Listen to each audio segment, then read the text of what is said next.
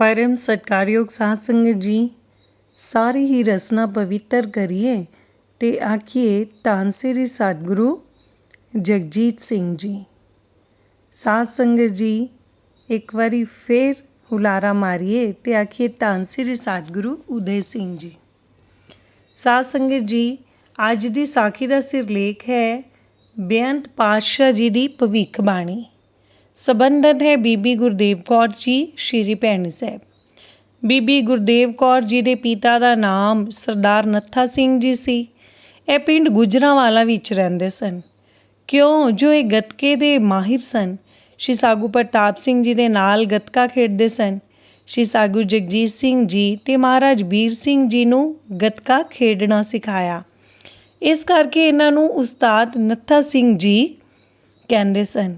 ਇਹ ਕੋਈ 100 ਸਾਲ ਦੀ ਆਯੂ ਭੋਗ ਕੇ ਇਸ ਮਾਤ ਲੋਕ ਤੋਂ ਗਏ। ਇਹ ਪਹਿਲਾ ਕੱਟੜ ਅਕਾਲੀ ਸਨ। ਸ਼੍ਰੀ ਸਾਗੂ ਪ੍ਰਤਾਪ ਸਿੰਘ ਜੀ ਦਾ ਦੌਰਾ ਗੁਜਰਾਂਵਾਲੇ ਦਾ ਹੋਇਆ। ਦੀਵਾਨ ਲੱਗਾ ਹੋਇਆ ਸੀ। ਸਾਧ ਸੰਗਤ ਕਤਾਰ ਵੀ ਸ਼੍ਰੀ ਸਾਗੂ ਜੀ ਦੇ ਦਰਸ਼ਨ ਪਰਸ ਰਹੀ ਸੀ। ਉਸਤਾਦ ਜੀ ਵੀ ਲਾਈਨ ਵਿੱਚ ਲੱਗ ਗਏ। ਮੱਥਾ ਟੇਕਿਆ। ਹੁਕਮ ਬੈਠਣ ਦਾ ਹੋਇਆ। ਉਸਤਾਦ ਜੀ ਆਪਣੀ ਜਗ੍ਹਾ 'ਤੇ ਆ ਕੇ ਬੈਠ ਗਏ। ਭੋਗ ਪਿਆ। ਸ਼੍ਰੀ ਸਾਗੂ ਪ੍ਰਤਾਪ ਸਿੰਘ ਜੀ ਜਾਣ ਲੱਗੇ। ਅਚਾਨਕ ਹੀ ਉਸਤਾਦ ਜੀ ਦੇ ਮੋਢੇ 'ਤੇ ਹੱਥ ਰੱਖ ਕੇ ਲੰਘੇ।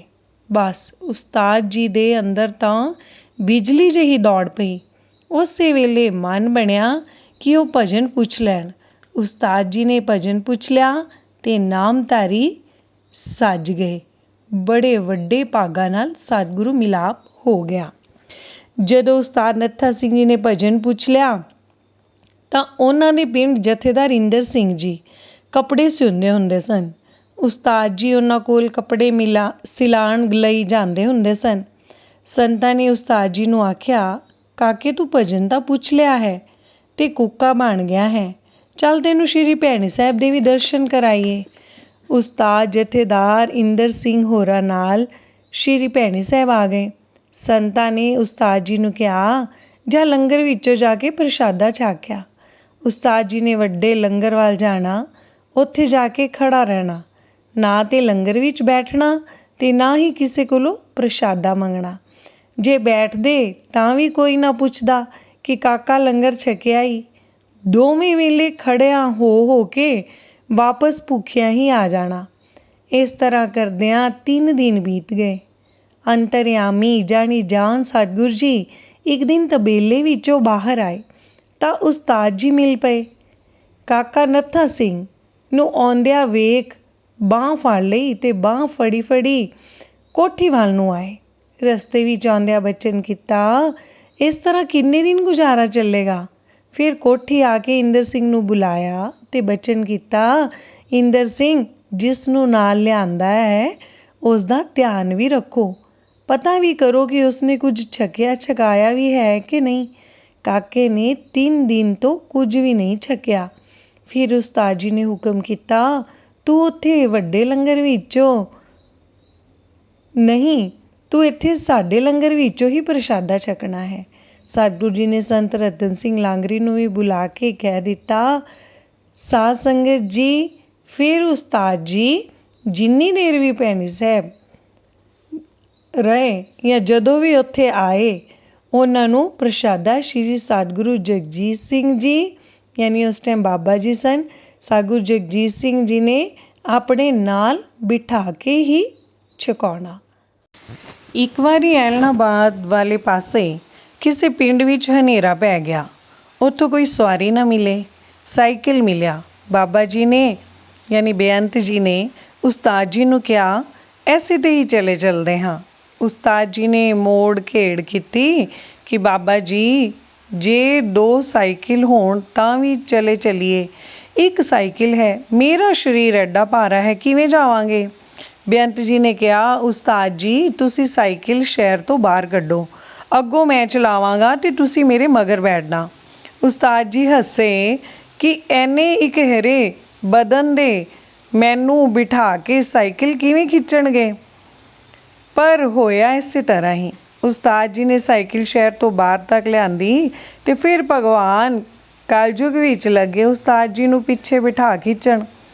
ਰਸਤੇ ਵਿੱਚ ਤੁਰੇ ਆਉਂਦੇ ਬਚਨ ਕੀਤਾ, ਇਹ ਜਿਹੜਾ ਘਣਾ ਜੰਗਲ ਹੈ ਨਾ, ਸਭ ਪਿੰਡਾਂ ਦੇ ਪਿੰਡ ਵਸਣਗੇ।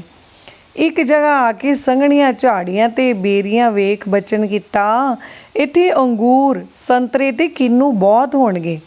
ਹੋਰ ਅੱਗੇ ਆਏ ਤਾਂ ਬਚਨ ਕੀਤਾ, ਜਦੋਂ ਇੱਥੇ ਬਿਜਲੀ ਆਏਗੀ ਨਾ, ਤੇ ਤੁਸੀਂ ਸ਼੍ਰੀ ਜੀਵਨ ਨਗਰ ਵਾਲੇ ਪਾਸਿਓਂ ਬਿਜਲੀ ਲੈਣੀ। ਉਸਤਾਦ ਨੂੰ ਹੁਣ ਸਮਝ ਆਈ ਕਿ ਬਾਬਾ ਜੀ ਦਾ ਭਵਿੱਖਬਾਣੀ ਕਰ ਰਹੇ ਹਨ। ਬਿਲਕੁਲ ਉਸੇ ਤਰ੍ਹਾਂ ਹੀ ਹੋਇਆ। ਜਿਹੜੀ ਜਗ੍ਹਾ ਤੇ ਅੰਗੂਰਾਂ ਦਾ ਹੁਕਮ ਕੀਤਾ ਸੀ, ਉੱਥੇ ਹੀ ਹੁਣ ਅੰਗੂਰਾਂ, ਸੰਤਰਿਆਂ ਤੇ ਕਿੰਨੂਆਂ ਦੇ ਬਾਗ ਲੱਗੇ ਹੋਏ ਹਨ। ਇਹ ਤੇ ਉਹ ਚੋਜੀ ਪ੍ਰੀਤਮ ਦੀ ਭਵਿੱਖਬਾਣੀ ਸੀ। ਉਸਤਾਦ ਜੀ ਦੇ ਹੱਥਾਂ ਤੇ ਭੌਰੀਆਂ ਸਨ। ਜਦੋਂ ਵੀ ਕਦੇ ਬੇਅੰਤ ਜੀ ਦੇ ਕੋਮਲ ਹਸਤ ਕਮਲਾਂ ਨੂੰ ਉਸਤਾਦ ਜੀ ਦੇ ਹੱਥਾਂ ਦੀ ਛੋਹ ਮਿਲਦੀ ਤਾਂ ਭੌਰੀਆਂ ਚੁੱਭਦੀਆਂ। ਇੱਕ ਦਿਨ ਬੇਅੰਤ ਜੀ ਨੇ ਹੁਕਮ ਕੀਤਾ, ਉਸਤਾਦ ਜੀ, ਇੱਥੋਂ ਲੂਣ ਤੇ ਮਾਂਜਾ ਲੈ ਕੇ ਰਾਮ ਮੰਦਰ ਵਿੱਚ ਚੜ੍ਹਾ ਕੇ ਅਰਦਾਸ ਕਰੀਏ ਤਾਂ ਕਿ ਤੁਹਾਡੇ ਹੱਥਾਂ ਦੀਆਂ ਭੌਰੀਆਂ ਦੂਰ ਹੋਣ। ਉਸਤਾਦ ਜੀ ਨੇ ਲੂਣ ਤੇ ਮਾਂਜਾ ਲਿਆ ਤੇ ਨਾਲ ਬਾਬਾ ਜੀ ਯਾਨੀ ਬੇਅੰਤ ਜੀ ਵੀ ਅਰਦਾਸ ਕਰਨ ਲਈ ਰਾਮ ਮੰਦਰ ਪਹੁੰਚ ਗਏ। ਜਾਂ ਅਰਦਾਸ ਕਰਨ ਲੱਗੇ ਤਾਂ ਬੇਅੰਤ ਜੀ ਬਚਨ ਕੀਤਾ, ਉਸਤਾਦ ਜੀ, ਜਿਹੜੀ ਤੁਸੀਂ ਇੱਥੇ ਅਰਦਾਸ ਕਰੋਗੇ ਉਹ ਪੂਰੀ ਹੋ ਜਾਵੇਗੀ। ਉਸਤਾਦ ਜੀ ਦੇ ਮਨ ਵਿੱਚ ਆਈ ਕਿ ਉਹ ਕੀ ਛੋਟੀ ਜਿਹੀ ਮੰਗ ਮੰਗਣ ਲੱਗੇ ਹਨ। ਜੇ ਮੰਗਣਾ ਹੀ ਹੈ ਤਾਂ ਕੋਈ ਚੰਗੀ ਜਿਹੀ ਮੰਗ ਮੰਗਾ। ਉਹਨਾਂ ਨੇ ਅਰਦਾਸ ਕਰਨ ਲੱਗਿਆਂ ਉੱਚੀ ਉੱਚੀ ਅਰਦਾਸ ਵਿੱਚ ਕਿਹਾ, ਸ਼੍ਰੀ ਸਤਿਗੁਰੂ ਰਾਮ ਸਿੰਘ ਜੀ ਸੱਚੇ ਪਾਤਸ਼ਾਹ ਜੀਓ, ਜਿਹੜਾ ਮੈਨੂੰ ਇੱਥੇ ਲਿਆਇਆ ਹੈ ਉਸ ਨਾਲ ਸਾਡੀ ਯਾਰੀ ਤੋੜ ਤੱਕ ਨਿਭੇ। ਵਰ ਮੰਗ ਲਿਆ।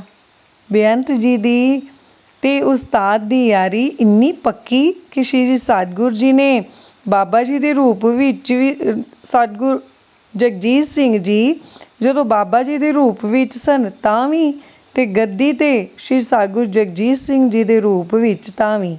ਜਦੋਂ ਵੀ ਸ਼੍ਰੀ ਜੀਵਨ ਨਗਰ ਇਲਾਕੇ ਦਾ ਦੌਰਾ ਹੋਵੇ, ਉਸਤਾਦ ਜੀ ਦੇ ਘਰ ਚਰਨ ਜ਼ਰੂਰ ਪਾਉਣੇ। ਆਪਣਾ ਵਾਅਦਾ ਅਖੀਰ ਤੱਕ ਨਿਭਾਉਂਦੇ ਚਲੇ ਆ ਰਹੇ ਹਨ। ਹੁਣ ਅੱਗੋਂ ਬੱਚਿਆਂ ਤੇ ਵੀ ਇੰਨੀ ਹੀ ਕਿਰਪਾ ਹੈ ਕਿ ਉਹਨਾਂ ਦੀ ਲੜਕੀ ਗੁਰਦੇਵ ਕੌਰ ਨੇ ਤੇ ਮਾਨੋ ਸਾਰੀ ਉਮਰ ਹੀ ਸਤਿਗੁਰਾਂ ਦੇ ਚਰਨਾਂ ਵਿੱਚ ਰਹਿ ਕੇ ਗੁਜ਼ਾਰੀ ਹੈ। ਬੱਚਿਆਂ ਦੇ ਕੰਮਕਾਰ ਚੰਗੇ ਹਨ। ਇੱਕ ਵਾਰੀ ਉਹਨਾਂ ਦੇ ਲੜਕਿਆਂ ਦੇ ਵਿਚਾਰ ਜ਼ਰਾ ਕੁ ਬਰਖਲਾਫ ਹੋ ਗਏ। ਪਾਤਸ਼ਾਹ ਜੀ ਦਾ ਦੌਰਾ ਸ਼੍ਰੀ ਜੀਵਨ ਨਗਰ ਦਾ ਹੋਇਆ। ਗੁਰਦੇਵ ਨੇ ਪਿਤਾ ਜੀ ਨੂੰ ਬਹੁਤ ਸਮਝਾਇਆ ਕਿ ਪਾਤਸ਼ਾਹ ਜੀ ਉਹਨਾਂ ਨੂੰ ਜ਼ਰੂਰ ਮਾਫ਼ ਕਰਨਗੇ, ਪਰ ਦੋਵੇਂ ਪਿਓ ਧੀ ਸਾਰਾ ਦਿਨ ਰੋਂਦੇ ਰਹੇ। ਆਖਰ ਗੁਰਦੇਵ ਨੇ ਸੇਵੀਆਂ ਬਣਾਈਆਂ ਤੇ ਕੋਠੀ ਵੱਲ ਚੱਲ ਪਈ। ਅਜੇ ਰਸਤੇ ਵਿੱਚ ਹੀ ਸੀ ਕਿ ਸੱਚੇ ਪਾਤਸ਼ਾਹ ਜੀ ਦੇ ਦਰਸ਼ਨ ਹੋਏ। ਹੁਕਮ ਕੀਤਾ, ਡੱਬਾ ਲੈ ਕੇ ਕੋਠੀ ਪਹੁੰਚ। ਅਸਾਂ ਉੱਥੇ ਪ੍ਰਸ਼ਾਦਾ ਛਕਣਾ ਹੈ, ਉੱਥੋਂ ਨਾਲੇ ਡੱਬਾ ਵਾਪਸ ਲੈ ਆਵੀਂ। ਗੁਰਦੇਵ ਤੇ ਉਹਦੇ ਪਿਤਾ ਜੀ ਕੋਠੀ ਪਹੁੰਚੇ। ਪਾਤਸ਼ਾਹ ਜੀ ਨੇ ਸੇਵੀਆਂ ਛਕੀਆਂ ਤੇ ਨਾਲ ਉਹਨਾਂ ਦੇ ਘਰ ਚਰਨ ਵੀ ਪਾਏ। ਗੁਰਦੇਵ ਨੇ ਇੱਕ ਵਾਰੀ ਅੰਬ ਬਹੁਤ ਸੋਹਣੇ ਲਏ। ਮਨ ਵਿੱਚ ਆਇਆ, ਅੰਬ ਬਹੁਤ ਸੋਹਣੇ ਹਨ, ਪਾਤਸ਼ਾਹ ਜੀ ਦੇ ਛਕਣ ਵਾਲੇ ਹਨ। ਉਹਦੇ ਭਰਾ ਨੇ ਕਿਹਾ, ਪਾਤਸ਼ਾਹ ਜੀ ਦੇ ਅੱਗੇ ਪਿੱਛੇ ਅੰਬ ਦੀਆਂ ਪੇਟੀਆਂ ਦੀਆਂ ਪੇਟੀਆਂ ਹਨ, ਅੰਬਾਂ ਦੀਆਂ ਪੇਟੀਆਂ ਦੀਆਂ ਪੇਟੀਆਂ ਹਨ, ਤੇ ਉਹ ਤੇਰੇ 2 ਕਿਲੋ ਅੰਬਾਂ ਤੇ ਬੈਠੇ ਹਨ। ਪਰ ਭਗਵਾਨ ਨੇ ਤੇ ਭੀਲਣੀ ਦੀ ਵੀ ਆਸ ਪੂਰੀ ਕੀਤੀ ਸੀ। ਇਸੇ ਕਰਕੇ ਪਿਆਰ ਤੇ ਸ਼ਰਧਾ ਅੱਗੇ ਤਾਂ ਭਗਵਾਨ ਦੀ ਕੋਈ ਪੇਸ਼ ਨਹੀਂ ਜਾਂਦੀ। ਗੁਰਦੇਵ ਨੇ ਘਰ ਲਿਜਾ ਕੇ ਅੰਬ ਰੱਖ ਛੱਡੇ। ਭਰਾ ਛੋਟੇ ਸਨ, ਅੰਬ ਖਾਣ ਦੀ ਜਿੱਦ ਕੀਤੀ। ਗੁਰਦੇਵ ਨੇ ਉਹਨਾਂ ਨੂੰ ਪਿਆਰ ਨਾਲ ਸਮਝਾਇਆ ਕਿ ਕੱਲ੍ਹ ਦਾ ਦਿਨ ਨਿਕਲ ਲੈਣ ਦਿਓ, ਜੇ ਪਾਤਸ਼ਾਹ ਜੀ ਆ ਕੇ ਅੰਬ ਵੀ ਛਕ ਗਏ ਤਾਂ ਗਿਟਕਾ ਤੁਹਾਨੂੰ ਦੇ ਦੇਵਾਂਗੇ। ਗੁਰਦੇਵ ਦੇ ਮਨ ਦੀ ਪਿਆਰ ਦੀ ਤਾਂਘ ਪਾਤਸ਼ਾਹ ਜੀ ਅਗਲੇ ਦਿਨ ਹੀ ਉਹਨਾਂ ਦੇ ਘਰ ਆਣ ਦਰਸ਼ਨ ਦਿੱਤੇ। ਗੁਰਦੇਵ ਹੋਰਾਂ ਦੇ ਘਰ ਕੱਚੇ ਪੱਕੇ 2 ਕਮਰੇ, ਨਾ ਕੋਈ ਬਾਥਰੂਮ ਤੇ ਨਾ ਕੁਝ ਹੋਰ। ਪਾਤਸ਼ਾਹ ਜੀ ਬਾਹਰ ਹੀ ਖੂਹੀ ਤੇ ਖੁੱਲ੍ਹੇ ਵਿੱਚ ਹੀ ਇਸ਼ਨਾਨ ਕਰ ਲੈਂਦੇ। ਕਿੰਨੀ ਕਿਰਪਾ ਕਰਦੇ। ਪਾਤਸ਼ਾਹ ਜੀ ਆਏ। ਕਮਰੇ ਵਿੱਚ ਜਦੋਂ 7-8 ਮੈਂਬਰ ਵੜ ਗਏ, ਜਿੰਨੇ ਗਿਣਤੀ ਦੇ ਅੰਬ ਸਨ, ਤੇ ਹੋਰ ਸਿੱਖਾਂ ਦੇ ਅੰਦਰ ਆਉਣ ਦਾ ਹੁਕਮ ਬੰਦ ਕਰ ਦਰਵਾਜ਼ਾ ਬੰਦ ਕਰ ਲਿਆ। ਸਾਰਿਆਂ ਨੇ ਇੱਕ ਇੱਕ ਅੰਬ ਖਾਧਾ। ਪਾਤਸ਼ਾਹ ਜੀ ਨੇ 2 ਅੰਬ ਆਪਣੀ ਥਾਲੀ ਵਿੱਚ ਰੱਖ ਕੇ ਕੱਟੇ, ਛਕੇ ਤੇ ਗਿਟਕਾ ਥਾਲੀ ਵਿੱਚ ਹੀ ਰੱਖ ਉੱਪਰ ਰੁਮਾਲੀ ਦੇ ਦਿੱਤੀ। ਸਤਨਾਮ ਸਿੰਘ ਲਾਂਗਰੀ ਥਾਲੀ ਲੈਣ ਲੱਗਾ ਤਾਂ ਮਨਾ ਕਰ ਦਿੱਤਾ। ਪਾਤਸ਼ਾਹ ਜੀ ਅੰਬ ਛਕ ਕੇ ਚਲੇ ਗਏ। ਫਿਰ ਉਹੀ ਗਿਟਕਾਂ ਇੱਕ ਵੱਡੇ ਨੂੰ ਤੇ ਇੱਕ ਛੋਟੇ ਭਰਾ ਨੂੰ ਗੁਰਦੇਵ ਨੇ ਦਿੱਤੀਆਂ। ਧੰਨ ਹਨ ਸੱਚੇ ਪਾਤਸ਼ਾਹ। ਪਾਤਸ਼ਾਹ ਜੀ ਗਰੀਬਾਂ ਨੂੰ ਵੀ ਕਿਸ ਤਰ੍ਹਾਂ ਨਿਵਾਜਦੇ ਹਨ ਤੇ ਉਹਨਾਂ ਦਾ ਦਿਲ ਰੱਖ ਕੇ ਆਪਣੇ ਪਿਆਰ ਦੀ ਲਪੇਟ ਵਿੱਚ ਲੈ ਲੈਂਦੇ ਹਨ। ਇੱਕ ਹੋਰ ਸਾਖੀ ਗੁਰਦੇਵ ਕੌਰ ਜੀ ਕਹਿੰਦੇ ਹਨ ਕਿ ਉਹਨਾਂ ਦਾ ਪਤੀ ਜਰਾ ਕੁ ਠੀਕ ਨਹੀਂ ਚੱਲਦਾ ਸੀ, ਖੁੱਲ੍ਹੇ ਵਿਚਾਰਦੇ ਸਨ। ਗੁਰਦੇਵ ਕੌਰ ਇੱਕ ਵਾਰੀ ਬਹੁਤ ਖਫਾ ਹੋ ਗਈ ਤੇ ਉਸਨੇ ਅਰਦਾਸ ਕਰਕੇ DDT ਦੀ ਦਵਾਈ ਘੋਲ ਲਈ ਪੀਣ ਵਾਸਤੇ। ਇਸ ਵਾਰੀ ਤੇ ਉਹਦੇ ਹੱਥੋਂ ਦਵਾਈ ਵਾਲਾ ਕੱਪ ਡੁੱਲ ਗਿਆ। ਉਸਨੇ ਫਰਸ਼ ਤੇ ਪੋਚਾ ਵਗੈਰਾ ਮਾਰਿਆ ਤੇ ਦਵਾਈ ਹੋਰ ਘੋਲ ਲਈ। ਹੁਣ ਸਤਿਗੁਰ ਨੇ ਵੀ ਦੱਸਣਾ ਸੀ ਕਿ ਉਹ ਉਸ ਨੂੰ ਕਿਵੇਂ ਬਚਾਉਂਦਾ ਹੈ। ਗੁਰਦੇਵ ਕੌਰ ਨੇ ਦਵਾਈ ਪੀ ਲਈ। ਗੁਰਦੇਵ ਕੌਰ ਘੜੀਆਂ ਪਲਾਂ ਤੇ ਆ ਗਈ। ਉਧਰੋਂ ਗੁਰਦੇਵ ਦੀ ਮਾਤਾ ਨੂੰ ਧੂ ਪਈ। ਉਸਨੇ ਉਹਦੀਆਂ ਭਰਜਾਈਆਂ ਨੂੰ ਭੇਜਿਆ ਕਿ 4-5 ਦਿਨ ਹੋਏ ਹਨ, ਕੁੜੀ ਵੱਲੋਂ ਕੋਈ ਆਇਆ ਗਿਆ ਨਹੀਂ, ਜਾਓ ਤੇ ਜਾ ਕੇ ਪਤਾ ਲਓ। ਜਦੋਂ ਉਹਦੀਆਂ ਭਰਜਾਈਆਂ ਆਈਆਂ ਤੇ ਉਹਨਾਂ ਨੇ ਅੱਗੇ ਆਉਂਦਿਆਂ ਹੋਰ ਹੀ ਕੁਝ ਵੇਖਿਆ। ਘਬਰਾਹਟ ਮੱਚ ਗਈ। ਗੁਰਦੇਵ ਦਾ ਭਰਾ ਸਾਈਕਲ ਤੇ ਗੁਰਦੇਵ ਦੇ ਪਿਤਾ ਨੂੰ ਸੱਦ ਲਿਆਇਆ। ਘੰਟੇ ਦਾ ਰਸਤਾ ਸੀ, ਇਸ ਕਰਕੇ ਪਿਤਾ ਜੀ ਨੂੰ ਵੀ ਆਉਣ ਵਿੱਚ 2 ਕੁ ਘੰਟੇ ਲੱਗ ਗਏ। ਉਸ ਦੀਆਂ ਭਰਜਾਈਆਂ ਨੇ ਉਸਦੇ ਮੂੰਹ ਵਿੱਚ ਉਂਗਲਾਂ ਪਾ ਕੇ ਉਲਟੀਆਂ ਤੇ ਦਵਾ ਦਿੱਤੀਆਂ, ਪਰ ਦਵਾਈ ਅਸਰ ਕਰ ਗਈ। ਗੁਰਦੇਵ ਕੌਰ ਦੀ ਨਬਜ਼ ਧੀਮੀ ਪੈ ਗਈ। ਸਾਹ ਕੋਈ ਵਿਰਲਾ ਹੀ ਚੱਲਣ ਲੱਗ ਪਿਆ। ਹੁਣ ਉਸਤਾਦ ਜੀ ਨੇ ਸੋਚਿਆ ਕਿ ਹੋਰ ਕੋਈ ਚਾਰਾ ਤੇ ਹੈ ਨਹੀਂ।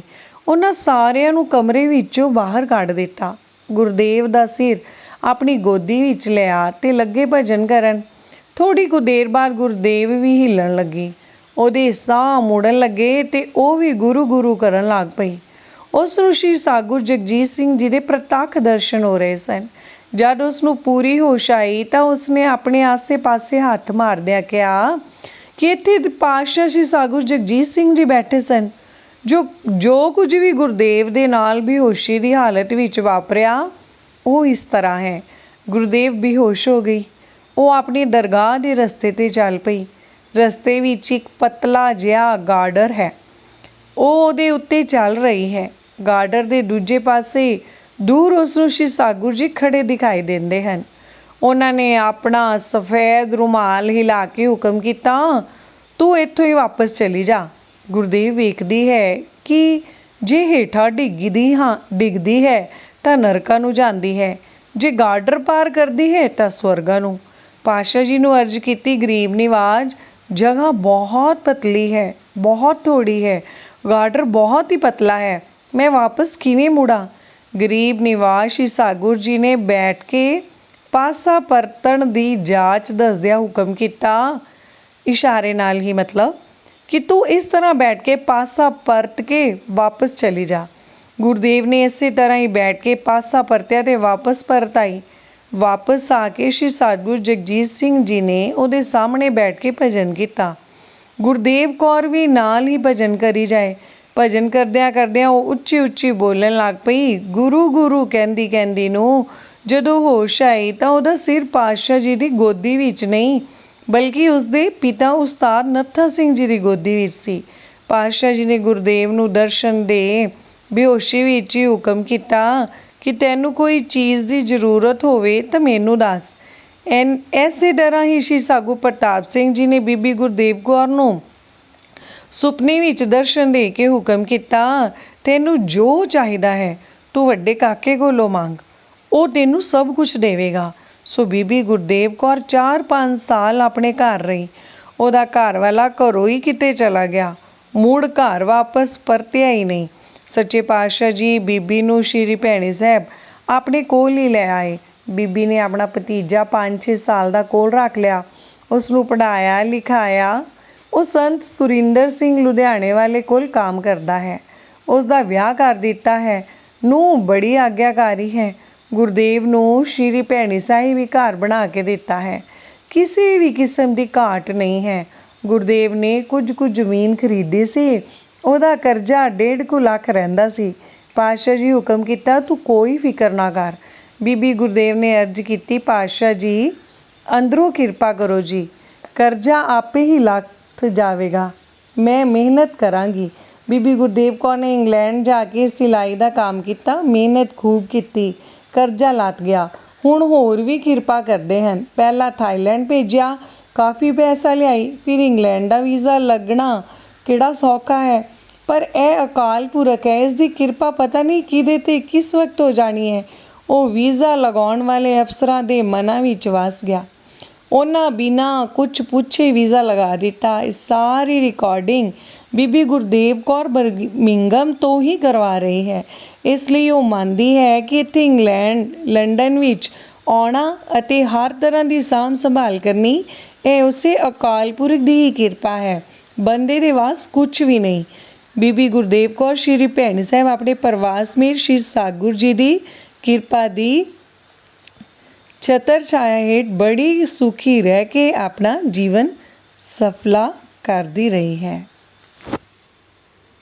ਸਾਰੇ ਹੀ ਆਖ ਲਈਏ, ਧੰਨ ਸ੍ਰੀ ਸਤਿਗੁਰੂ ਜਗਜੀਤ ਸਿੰਘ ਜੀ।